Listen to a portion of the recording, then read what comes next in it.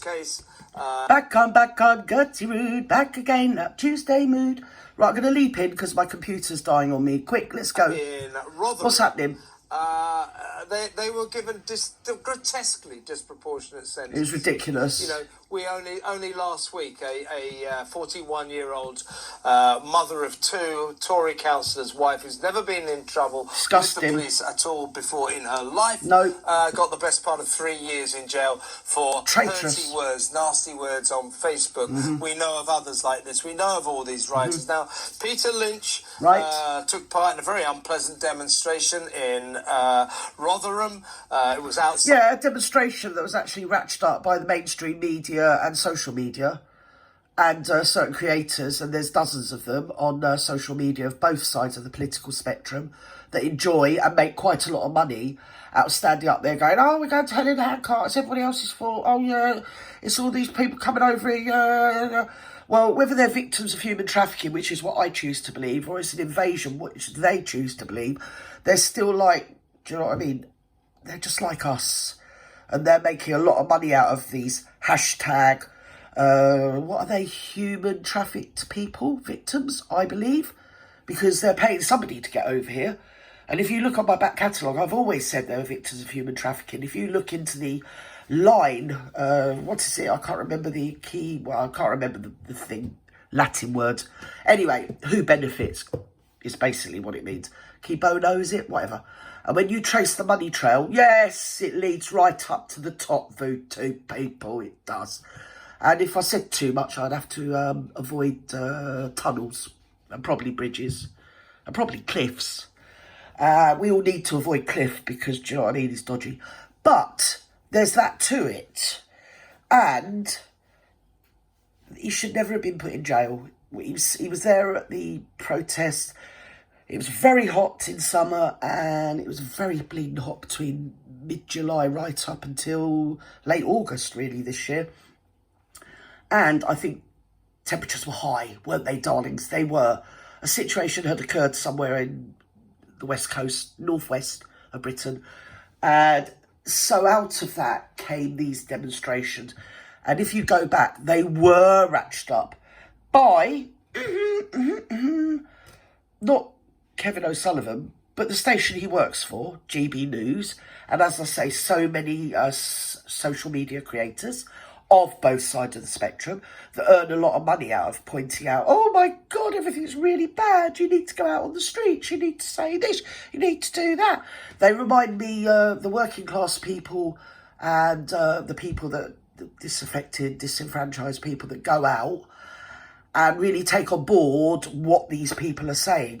Remind me of what they used to say in the First World War about the guys that went over the trenches. They used to say they were lions led by donkeys. And in this case, there's a lot of donkeys making a lot of money out of ratcheting up the heat and talking a lot of rhetoric that might, in my estimation, they should be in prison. Not the people that went out there. This guy was stood there. He's got a whole plethora of health issues when he hasn't anymore. Rest in peace, Peter Lynch. But, yeah, the peace you never found here. He went out to stand up for what he thought was his rights. I think he was shouting something about his grandchildren, because that is kind of the rhetoric if you go through the male pale stale social media content creators across all spectrums. They all spout the same bile, don't they? But they're making a lot of money out of it. Oh, we've all got to worry about this, and if you're worried about that, oh, look at this, oh, look at that. Whilst they're living in lovely homes and going on holidays and having a great life themselves, they're pointing out to everybody else how shit your life is. And when you live in some of these inner Britain towns, so in other words, not around the coast, even though around the coast it's pretty rabid as well, the more you go inland and the more you go past North London, it is really quite derelict. And beautiful places that I used to visit down like the West Country, the western side of Britain. So yeah, it is west, it is. So Devon, Cornwall, Dorset, Somerset, places like that are absolutely shite between me and you. They're so run down. There's been no investment for like the past 40 years. And everywhere's like that. They're cutting back on everything, cutting back on this, cutting back on that. And now he's going to bring in something else, oh, Mr. Keir Peer, isn't he? Because he's got a black hole. Or is it Rachel Reeves? She's got a black hole, but we don't talk about that. In polite society and before tea. So something's going on. And it's always, always, always the same people that get it, the total innocent people. I remember old, what's her name, Julia Hartley, what lives above the brewery. Do you remember her? At the Poppy Do last year, she spent a week saying, well, I don't blame those people going down. I don't blame people that support Tommy Robinson. I don't blame the working classes going down and making a stand. They should make a stand against all these people that are having their protests because of Palestine and Israel summit or other. It's got nothing to do with World War One or Two, but anyway, let's just whip it up a bit. And then when actually nothing went off, but something went off according to the authorities, she was back on there Monday going, well, it's disgusting the way they went down there and did that.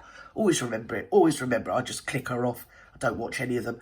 But I do love Kev, because Kev loves animals, and anybody that loves animals as much as he does is a good person. Come on, inside babe. that migrants' hotel where nasty things were going on. Yeah, But I don't when think he she was meant it, sentenced, or Isabel, she didn't the mean judge it. made a point of saying you didn't actually do anything violent. What No. he did was he was shouting at the police, "Scum! You're protecting the people Oh my who God. are killing our kids." Have they ever been to any of them fracking protests? Because I remember the fracking protests back in, just over a decade ago. They were called a lot worse than scum. I remember because I was there. And they were like basically a load of socialists, you know.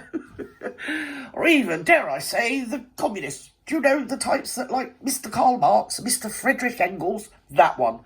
Yeah, they were called every... Sometimes I used to feel sorry for the cops. I used to look a bit frightened, you know. Got all the great unwashed. But a lot of them were people, I don't want to say, because obviously I'll be talking out of school, but a lot of them were children of people that were people, if you know what I mean.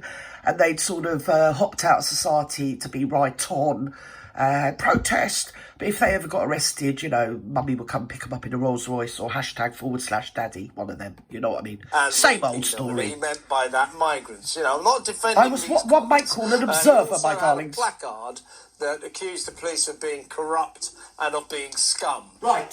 Funnily enough, that is perfectly valid. It's funny when the Palestinian protests can say everything they want, Just Stop Oil can do and say whatever they want. But when you get people out in trackies and look like they might have bought something from Sports Direct, you know, look a bit like this. Oh, the great unwashed. How dare they? So there was that.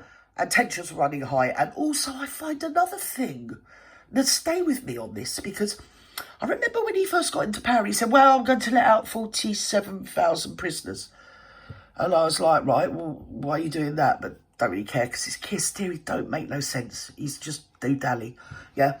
And then, yeah, I'm letting them all out, and this, that, and the other. I just assumed he meant, like, D-category people that are in there for a bit of fraud, or maybe not paying their TV licence, or debt, or something like that, you know, from the open prison. No! Letting out all the violent ones. I can't say the words that I want to say because it's YouTube, but the sort of people you wouldn't want for dinner on a Sunday, them type of people, you know. And yeah, let them all out. Now I'm looking back on it, I'm thinking, was that a plan? Did you know this was going to happen? Because you let all them out and then replaced them with a load of white working class, sort of, dare I say, sometimes underclass, the underprivileged areas of Britain. They got a pot to piss in, a lot of the people. I mean, you could always tell the out person, the out people in society by looking at who sat in the shop doorways. It like used to be, if you went to America, you'd find the African-American people were predominantly the homeless people.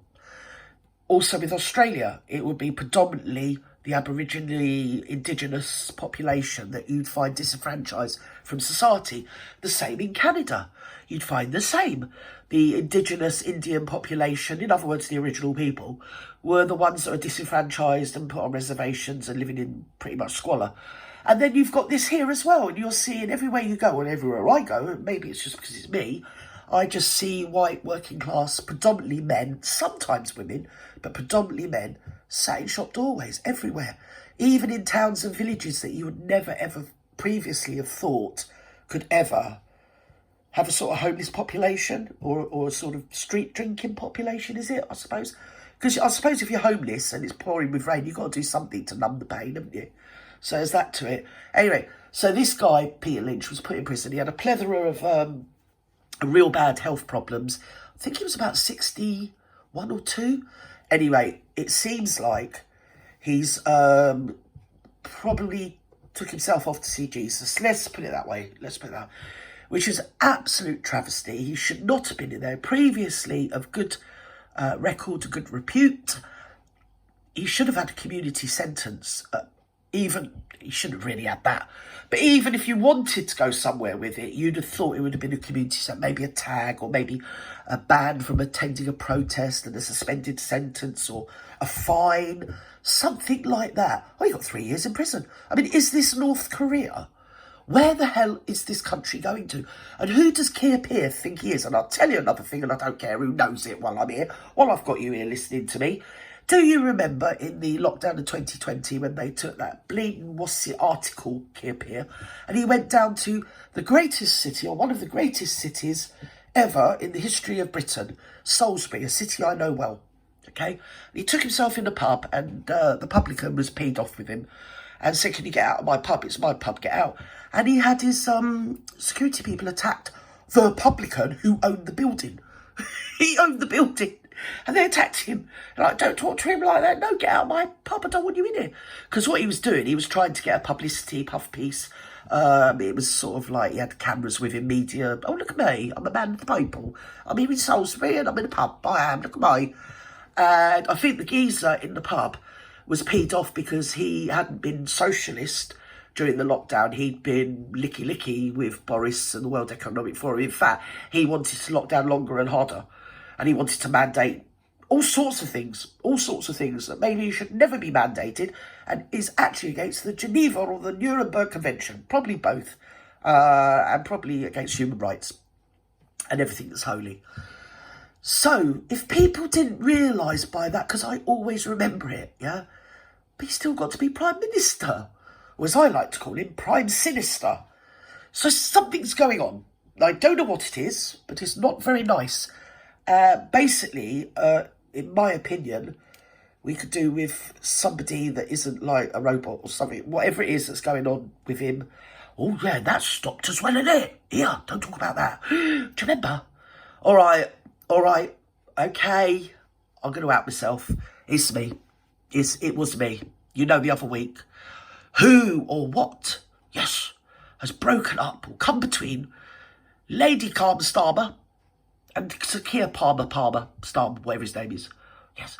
Well, it turns out, between me and you, I am, in fact, his love child. I am. Yes. I don't like Daddy. I've done my DNA, and it's definitely Sir Keir. So, yeah, that's gone quiet, hasn't it? Hey? I think he put D notices on everybody, so I can't talk about it. So, obviously, I won't talk about it. I won't talk about the fact he's got a love child, because obviously you're not allowed to. And obviously he doesn't want people to know that is a thing, and probably something happened. Anyway, so don't worry about that. Let's just worry about something else. What should we worry about? Don't worry about people doing things to Iran. Don't worry about that. And don't worry about people doing stuff to Lebanon. Don't worry about that. Don't worry about people in the Ukrainian. I'm slipping into gin and skins here, aren't I? In the Ukraine, bombing Russia when they were just being defensive and trying to protect their borders, and now they're actually, like, doing things that probably... Don't worry about that. Don't worry about that. What's Meghan done? What's Harry done? And why is this guy not here anymore? Why are we allowing this to happen?